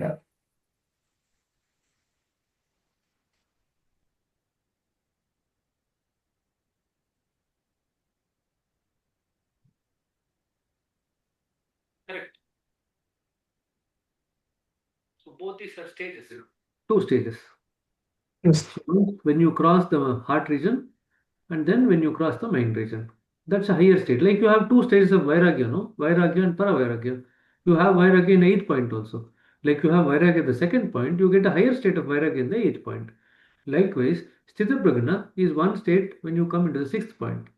Many people talk about the 6th point as the Sthita Prajna, but there's a higher state of Sthita Prajna when you cross the mind region also, when you enter into the central region. So it's a state. Sthita Prajna is a state that you actually establish yourself in. So can we say that Sthita Prajna is establishing at potentiality? Definitely. You are now in the, as long as the awareness is nothing but the potentiality of the consciousness only. When the awareness becomes grosser, it becomes consciousness. In a way, you can look at that also. The Chaitanyata is actually derived from that only.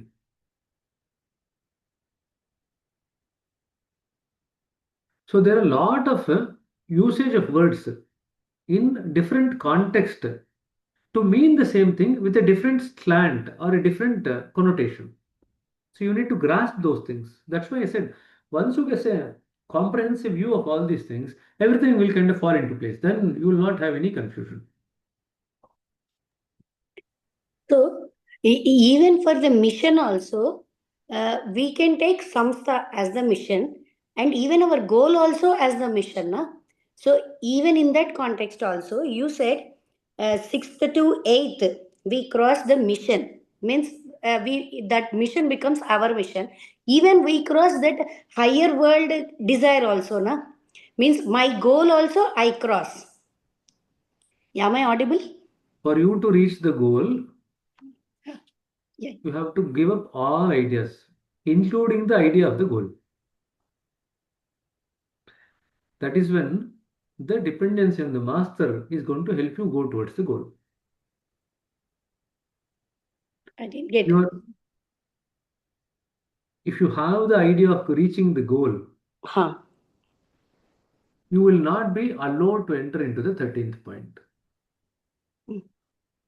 Because the idea is too heavy to carry into the central region. The central region does not allow any ideas. So the idea of the goal also is now given up. Then what carries you to the central region? It is your connection with the master. That's why to enter the central region, travel through the central region and align with the center, entirely it is the work of the master. We have no role whatsoever. We are like zero there. That's why when I say living dead condition, we are zero. Then master can actually take over and then continue our journey up to the center and align us to the center.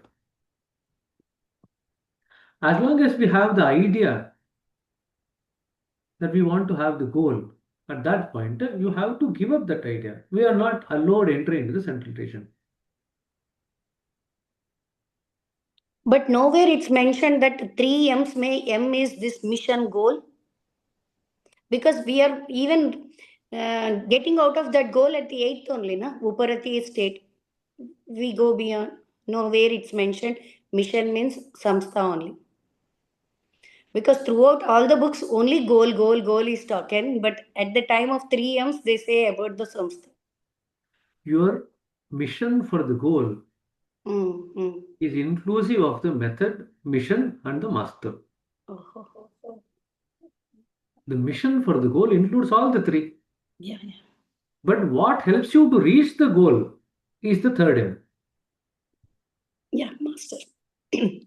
Okay, so just remember that. So whatever you do, you have to keep the goal in front of you.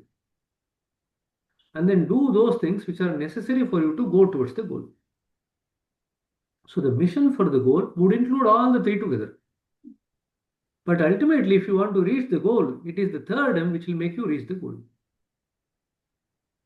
If that is the case, why not have some amount of inclination in that direction from early stages also? You need not force yourself.